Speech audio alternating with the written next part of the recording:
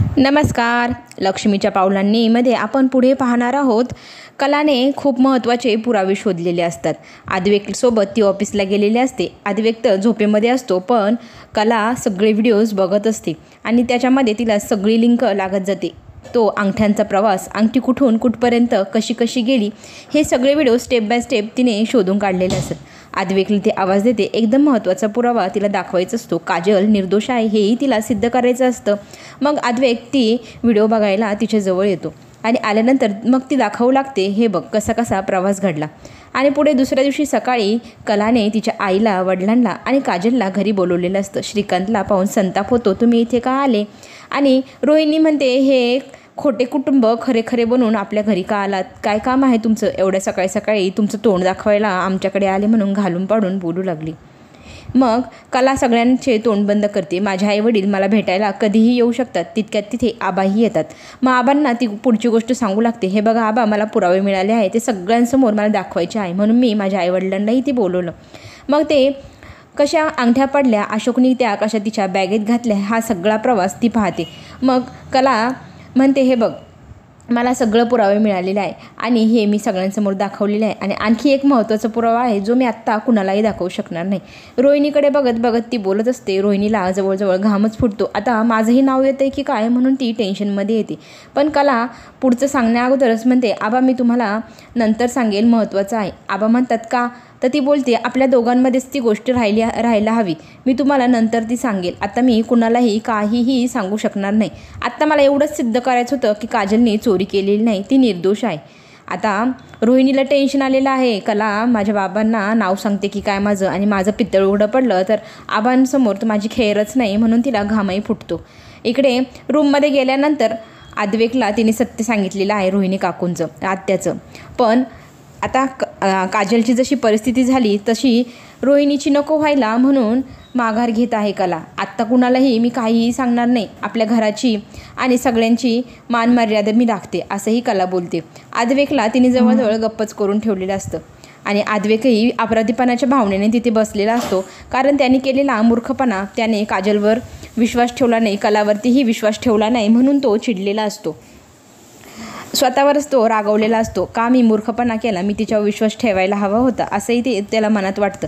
तेव्हा कला म्हणते, आता तर कळलं ना मी खरं बोलत होते, तू माझ्यावर विश्वास ठेवत नव्हता. आणि बघ तुझ्या आत्याने तुझा कसा विश्वासघात केला.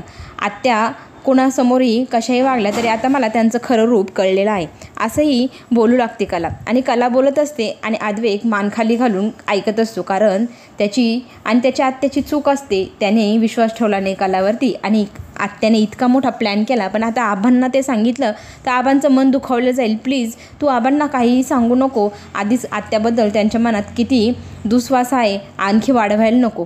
मी तुला विनंती करतो कला की माझ्या आजोबांना तू काहीही सांगू नको रोहिणीबद्दल, असंही तो तिच्याकडे विनंती करतो. आणि पुढे हेही म्हणतो की याच्या पुढे रोहिणी आत्यावरती मी कसलाही विश्वास ठेवणार नाही, असंही तू बोलू लागतो. मग कला पुन्हा त्याच्याकडे रागारागाने बघते. मी तुझ्याकडे खूप आशेने पाहत होते रे, तू एकदा तरी माझी बाजू घेशील. मी कधीही खोटं बोलत नाही, मी नेहमी खरं बोलते, तुला ठाऊक होतं, तरीही तू माझी बाजू घेतली नाही. आणि आता इतकं सगळं घडलं आहे तरीही तुला अजूनही मला सॉरी हा शब्द बोलावं वाटत नाही. आश्चर्य आहे हां. आणि मान खाली घालून बसलेला आदिव्यक्त काहीही बोलत नाही. मान खाली घालून कला जे जे बोलत असते ते सगळं ऐकत असतो. आणि तो पुन्हा तिला म्हणतो, माझ्या आत्याचं नाव आजोबांना सांगू नको. किती भामटा आणि स्वार्थी आहेस रे आदिव्यक्त तू. स्वतःच्या आत्याचं लपवून ठेवतोय दोष, आणि माझ्या बहिणीचा दोष होता तर किती वाढून वाढून माझ्याकडे डोळे वटारून पाहत बोलत होतास. आता कसा बसलाय? तर तुला सॉरी हा शब्दही बोलवत नाही. मी तुझ्याकडून काय अपेक्षा ठेवू? मला अपेक्षा होती की एवढं सगळं घडल्यानंतर ॲटलिस्ट तू थोडीशी माफी मागशील, पण तुला खूपच ॲटिट्यूड आहे, खूप गर्विष्ठ आहे आदिव्यक्त तू, असंही ती फाडफाड बोलू लागते. आदिव्यक्त भामट्यासारखा सगळं ऐकत असतो. आणि ती निघाल्यानंतर अलगद तो म्हणतो सॉरी. त्या सॉरीचा अर्थ काय असावा?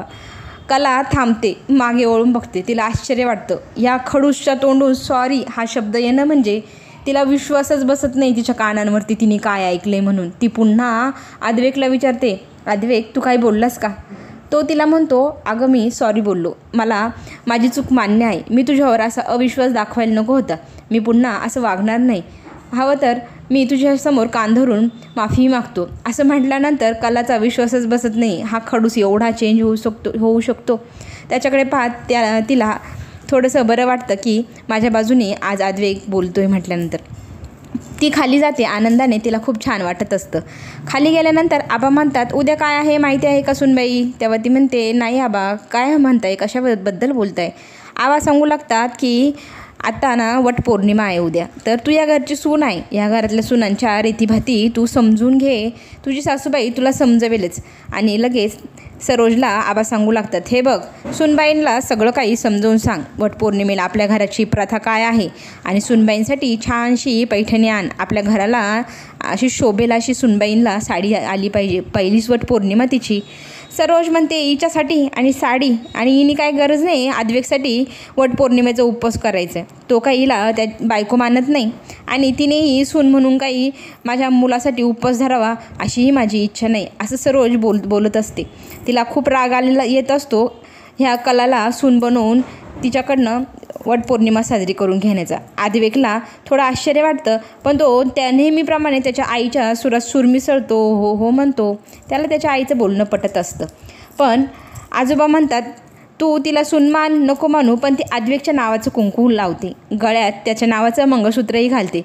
तेव्हा तुला मी सांगतोय ते ऐकावंच लागेल. माझा शब्द खाली पडलेला मला चालणार नाही, असं आबा बोलत असतात. आणि कलाही हे सगळं काही मुकाट्याने मान खाली घालून ऐकत असते. सरोजला आबा सांगतात की हिच्यासाठी छानशी साडी घेऊन ये, तिला आवडेल अशीच आणायची, हां, तुझ्या मनाची नाही द्यायची. मग सरोज आबांच्या धाकापोटी हो बोलते आणि आणतेच आबा असं म्हणत मग तिथून उठून निघून जाते. पुढे आपल्याला एकदम इंटरेस्टिंग भाग बघायला मिळणार की कलाने छानशी पिवळ्या रंगाची पैठणी घातलेली तिच्या सासूबाईंनी आणून दिलेली, आणि कलाला साडी नेसून आलेलं पाहून आद्वैकला तर इतकं आश्चर्य वाटतं, इतकी सुंदर ती दिसत असते. तो नकळतपणे तिच्याकडे एकटक पाहत असतो आणि जवळ जातो. तिच्या मंगळसूत्राची त्याच्या शर्टच्या बटनला गाठ बसते. ती अडकते आणि ती मागे सरकते. तेव्हा ते मंगळसूत्र वाढतं. आता खाली गेल्यावर काय सांगावं तिला सुचत नसतं. खाली आल्यानंतर आबा म्हणतात, वा सुनबाई, पैठणीत तर एक नंबर दिसतंय, खूपच सुंदर दिसते, तू आपल्या घराण्याचं नाव मोठं करशील, असं म्हणत तिचं कौतुक करू लागतात. आणि आबांचं लक्ष तिच्या गळ्याकडे जातं. कला, तुझ्या गळ्यात काहीच नाही आहे, तू इतकी सुंदर दिसते, मंगळसूत्र कुठे आहे? म्हणून आबा तिला विचारू लागतात. तेव्हा ती गडबडते. तिला काय सांगावा सुचेना. ती सांगते की माझ्याकडनं ते वाढलं. आता ते कसं वाढलं ते तिला सांगताही येत नव्हतं, पण ती गप्प मान खाली घालून उभी असते. मग आबा सांगतात आद्वैकला, आपल्या पेढीतनं मंगळसूत्र मागव, आणि ते मागवल्यानंतर तो तिच्या हातात देत असतो. आबा म्हणतात, असं हातात मंगळसूत्र द्यायचं असतं का? तिच्या गळ्यात घालून दे बरं ते. मग तो नकार देत असतो. आबांनी पाहिल्यानंतर तो लगेच घाबरतो आणि आबांच्या आदरापोटी तो मंगळसूत्र कलाच्या गळ्यामध्ये घालू लागतो. मग कलाला खूप विचित्र वाटत असतं, पण ते सगळं काही आता तिला करावंच लागणार. आणि आद्वैक तिच्या गळ्यात मंगळसूत्र घालतो. सरोजला खूप राग येत असतो, पण आता सांगणार कुणाला? आणि मग त्या मंगळसूत्र घातल्यानंतर आजोबा म्हणतात, एकच नंबर, खूपच सुंदर झालं आहे, आता आपण निघायला हवं. वटपौर्णिमेची इतकी छानशी तयारी झाली आणि कलाला आद्वैकने मंगळसूत्रही घातलेलं असतं. कला आणि आद्वैकचं ते मंगळसूत्र घालतानाचं सीन पाहून खरं तर सरोजच्या मनात खूपच काय काय येत असतं, पण आता ती सांगणार कोणाला? तिला आवडली नाही सून तरी ती सहनच करावी लागणार. पुढे जे काय होईल ते पाहण्यासाठी आपण पुन्हा भेटू. त्याच्यासाठी चॅनलला सबस्क्राईब नक्की करा. नवीन अपडेट तुमच्यापर्यंत लवकर पोहोचेल.